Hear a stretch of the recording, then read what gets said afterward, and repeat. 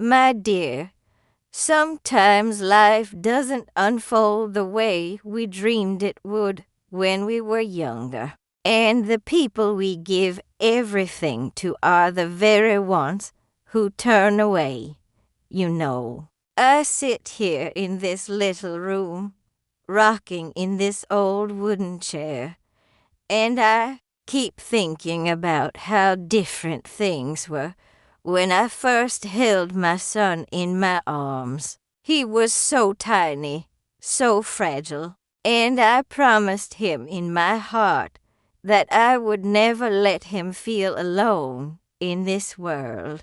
I thought that if I poured all the love in my heart into him, he would grow up knowing how to care for me when the time came. But I was wrong, or maybe I was just naive. It started slowly. You see, at first, it was small remarks. He would sigh when I asked him to repeat something, because my hearing isn't what it used to be. Or he'd roll his eyes when I took too long to put on my shoes. I brushed it off, telling myself, he's tired, he works hard, he doesn't mean it. But words have a way of piling up, don't they? Like little stones in your pocket. One doesn't weigh much, but when you collect too many, you start to sink. One day, after dinner, he looked at me and said, "Mom, you know I love you, but it's becoming really hard to take care of you. You need more help than I can give." His tone wasn't cruel, but it wasn't gentle either. It was practical, detached, like he was discussing an old piece of furniture that no longer fit in the house. I tried to smile, tried to tell him I understood. Inside, though, something broke. A week later, I was here, in this nursing home. They call it an assisted living facility, as if pretty words can soften the reality. But let me tell you the truth, it feels like a waiting room for the forgotten. The halls smell faintly of disinfectant. The walls are painted in colors meant to be calming, but only remind you of hospitals. There are voices of other old souls here, some cheerful, some confused, some who cry out at night because their minds are already wandering elsewhere. The first night, I couldn't sleep. I lay in this unfamiliar bed, and I could still hear the sound of my house clock ticking, the one I'd had for decades, but it wasn't really there. I kept turning, my heart heavy, asking myself, how did it come to this? Did I not give enough? Did I do something wrong as a mother? I raised him on my own after his father passed. I worked 2 jobs, sometimes 3, so he could have good clothes, good food, and a good education. I skipped meals just so he could eat, and yet, when it was my turn to need him, he saw me as a burden. Do you know what the cruelest part is? He didn't even ask me if I wanted this. He just decided. He signed the papers. He packed my things. He left me here with a kiss on the cheek, as if that could make up for the abandonment. But I'm not telling you this to make you pity me. No, my friend, I want you to understand what happens when people mistake love for obligation. I thought my son loved me because he hugged me on Mother's Day, because he bought me gifts on Christmas, because he called me the best mom in the world when he was a child. But maybe those words were just habits, not truths. Asterisk for the first few weeks. I cried quietly in my room every night. I didn't want the nurses to see me. I didn't want anyone to think I was weak. But grief has a way of spilling over, doesn't it? One evening, a woman named Clara, who lives down the hall, came into my room. She saw me wiping my face, and she didn't ask questions. She just sat next to me, took my hand, and said, "He put you here, didn't he? Mine did too." Asterisk, and just like that, we became companions in sorrow. She told me her story. I told her mine, and slowly, the aching. My chest felt a little less sharp. That's when I realized something. My son may have abandoned me, but life wasn't done with me yet. I still had stories to tell, memories to share, and perhaps a few lessons to teach. Asterisk still.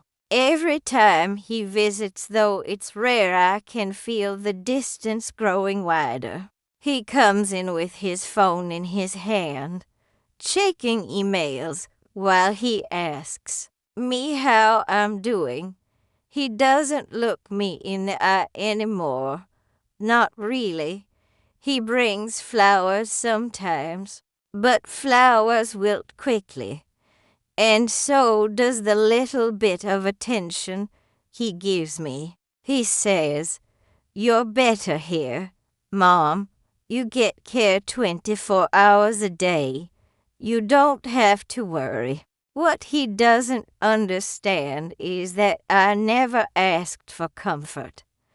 I asked for love, and that cannot be given by nurses, no matter how kind. They are.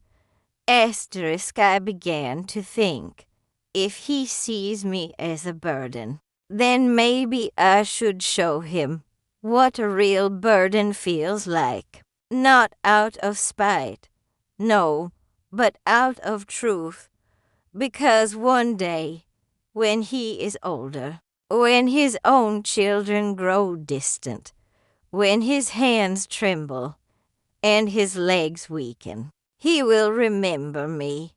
He will remember how he placed me here like an unwanted package. And then, perhaps, he will understand the weight of the word burden. Asterisk, you know, I started keeping a journal. Each day, I write down my thoughts, my memories, my pain, and my love. I don't write for myself, I write for him. One day, he will find it, maybe after I'm gone, and in those pages, he will see me, not as the old woman who slowed him down, but as the mother who once carried him through nights of fever, who stitched his torn clothes, who sat awake to make sure he finished his homework. That journal will be heavier than any burden he ever imagined, because it will carry the truth of what he discarded. Asterisk, but until then, I tell my story to you, my friend, because telling it makes me feel alive, makes me feel seen. We may be tucked away in this place, but our voices still matter. We are not invisible. No matter how much the world wants to look past us. Asterisk, do you know what else? I've begun to notice things here that my son has forgotten to value. The morning sun spilling across the courtyard, warming my wrinkled hands. The laughter of a young nurse who hums when she wheels in the breakfast cart.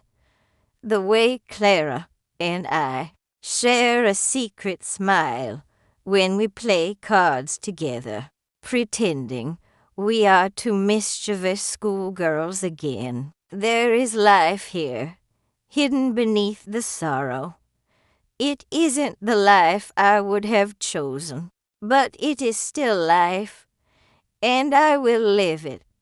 Asterisk, sometimes I wonder if he will regret it, if one day, lying in his own bed, older and weaker, he will reach for me and find only emptiness.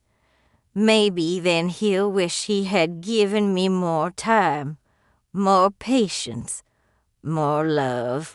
But by then, my dear, it will be too late.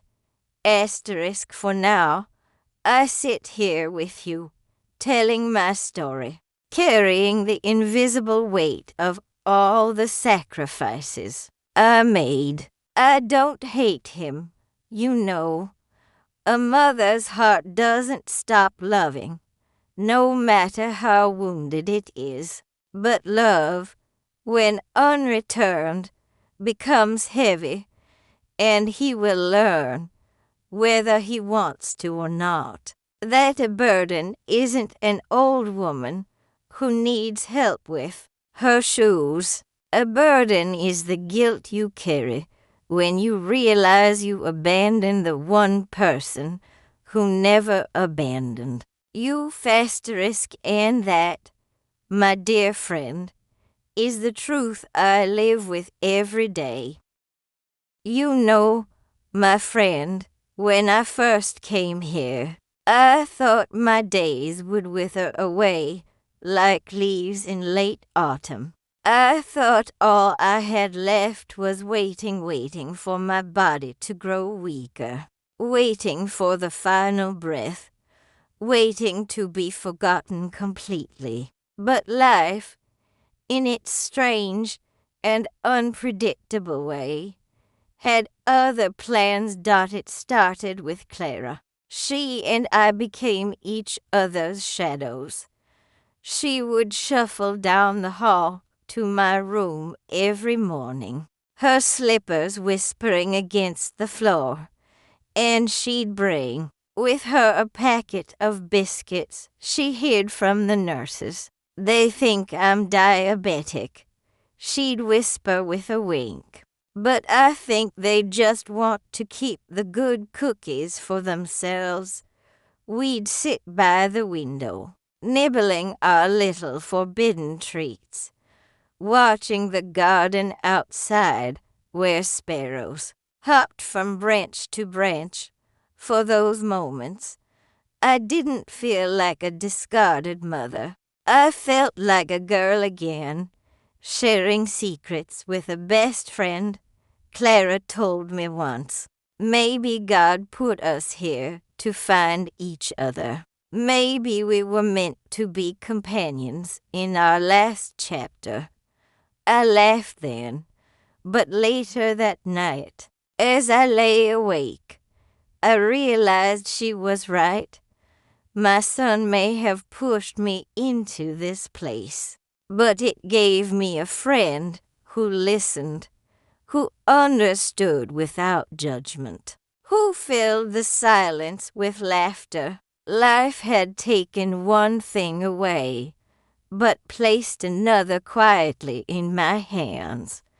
But still, the ache of my son's decision lingered like an old wound that never heals. Each time the monthly calendar was pinned to the bulletin board, I found myself circling the days he promised to visit, I would polish my hair, wear my best shawl, sit upright in the lounge, waiting for his figure to appear through the glass doors. Sometimes he came, sometimes he didn't, and on the days he didn't, I would smile anyway, pretending to Clara that it didn't matter. But inside, my heart sank deeper each time. One afternoon, when he finally did come, I noticed something. He didn't look like the boy I raised.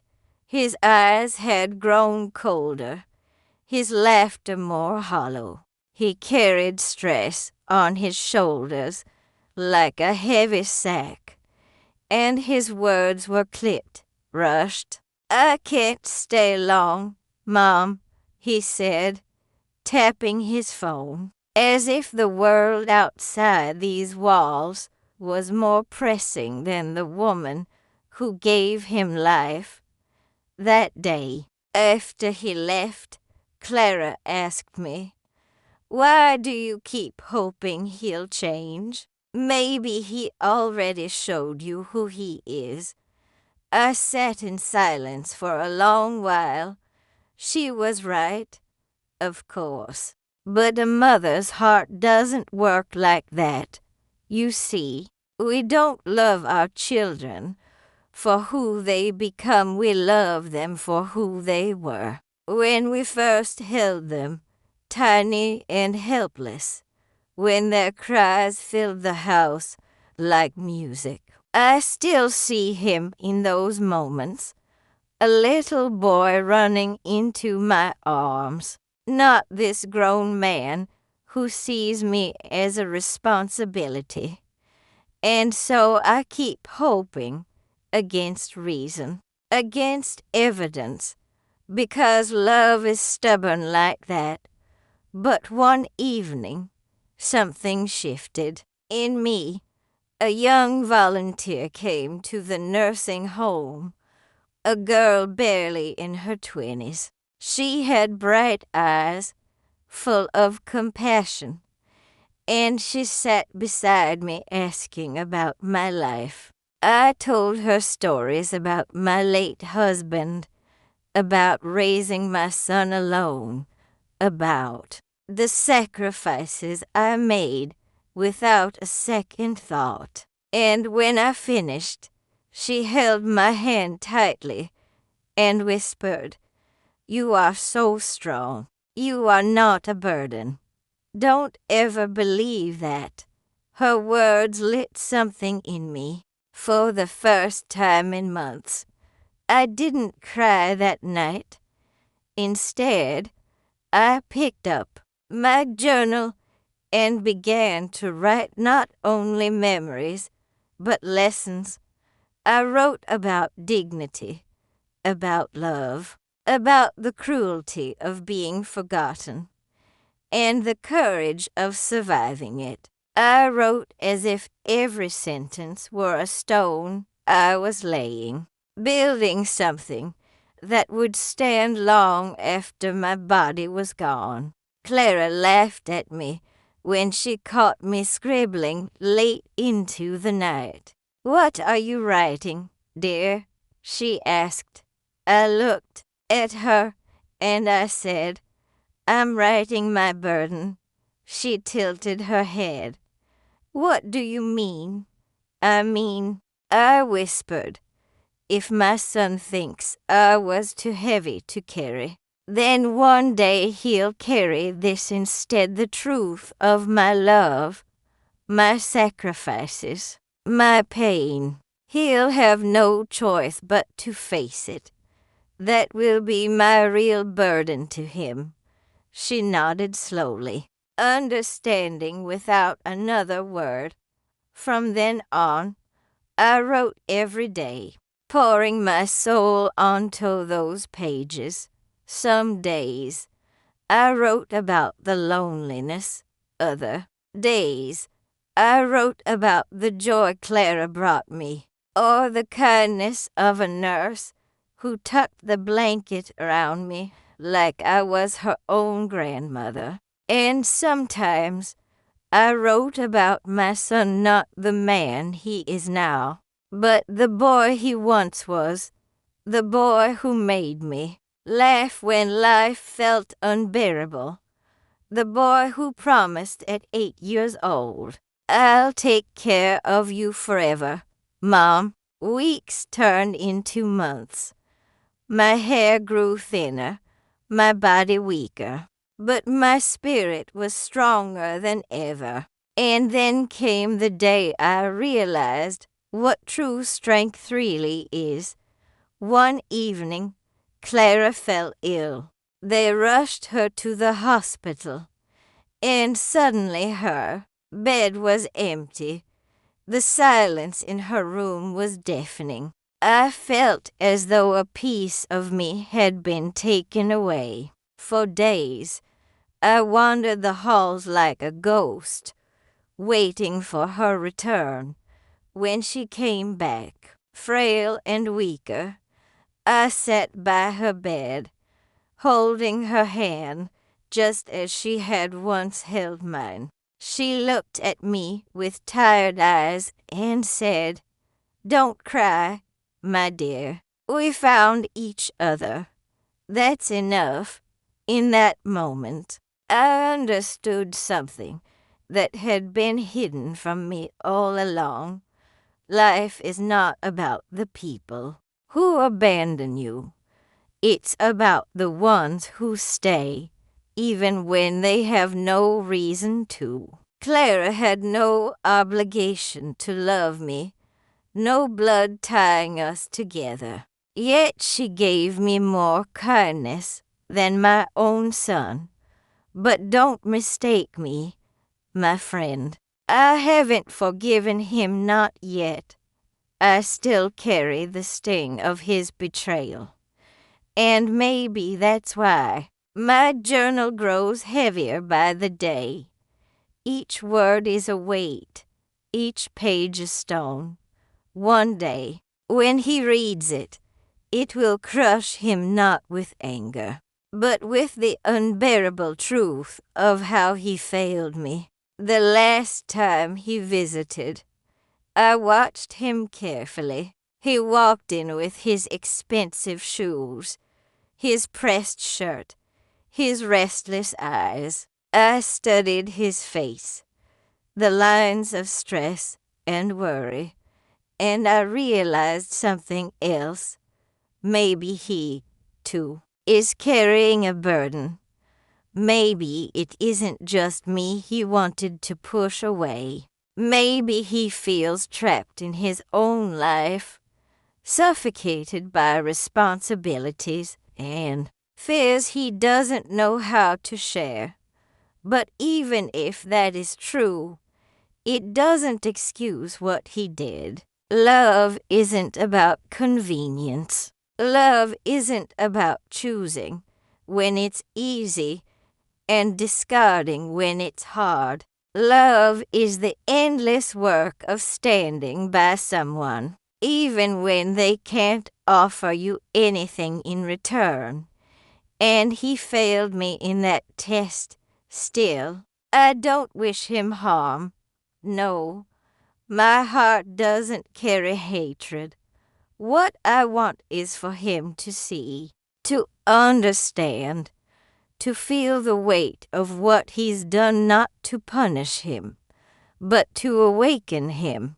Because if he doesn't learn now, he will one day face the same fate. His own children may look at him the way he looked at me, and only then will he know the pain of being called a burden. Until that day comes, I will keep living, keep writing, keep telling my story to anyone who will listen.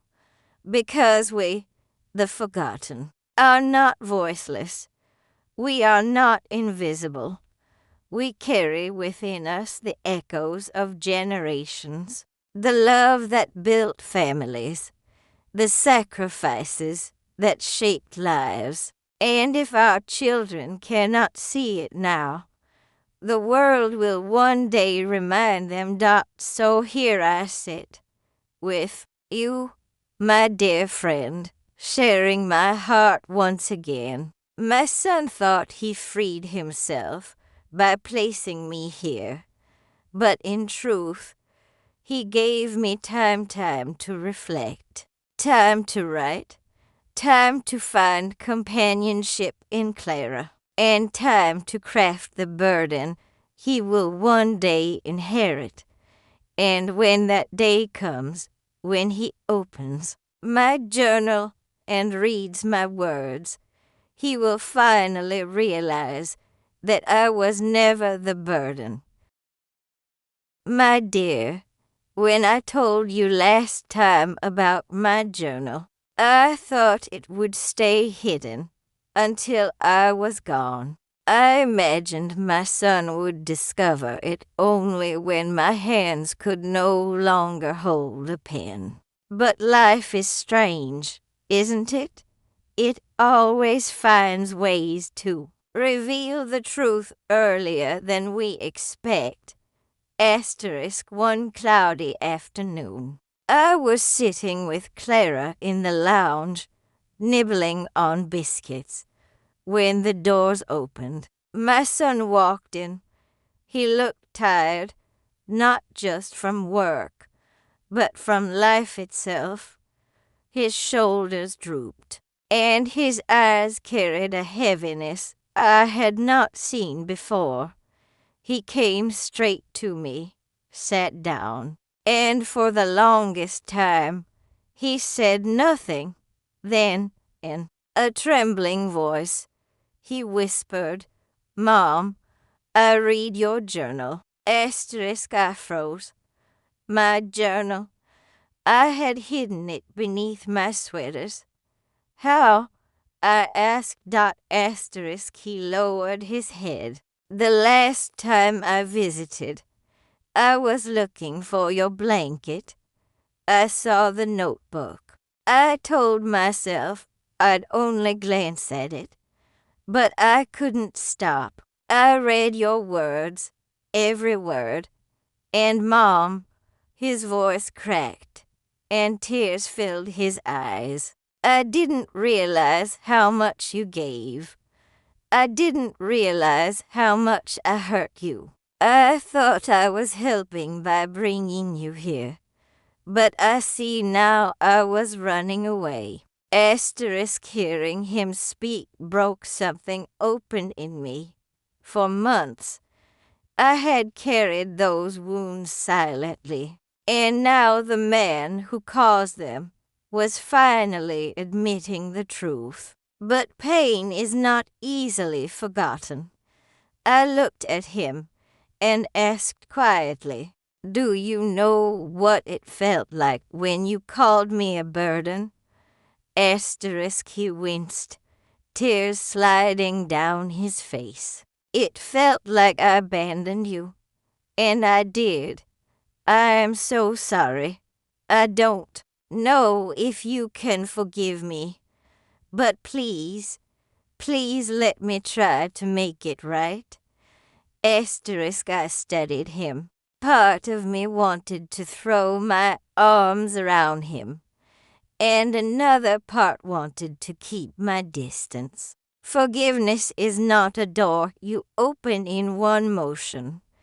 It's a slow, creaking hinge, but still. I reached for his hand. "I don't know if forgiveness will come today," I said, "but love never left. Even when you hurt me, I still loved you. That love is the only reason I can sit here and listen to you now."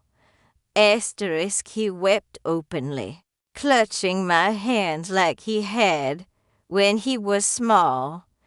And for the first time in years, I felt seen not as a responsibility, not as an old woman to manage, but as his mother. From that day, he began to visit more often, not out of guilt, but with genuine intention. He brought photo albums, and we laughed over old memories. He remembered, finally, that daisies were my favorite flowers, not roses. Clara teased him as we played cards, and for once, his laughter filled the room like it used to when he was a boy, but life still had its sorrows. Clara, my dear friend, grew weaker. One morning she did not come to breakfast. They told me she had been taken to the hospital, and when she returned, she was pale, fragile, her smile faint. I sat by her bed, holding her trembling hand. She whispered, "Don't cry, my dear. We found each other." That's enough. Not long after, she passed in her sleep. Her absence cut through me like a knife for days. I wandered the halls with an emptiness I cannot describe. But this time, my son stayed with me. He held my hand, let me grieve, and for once, he did not rush away. He had learned, finally, that presence is the deepest form of love. He kept reading my journal, night after night.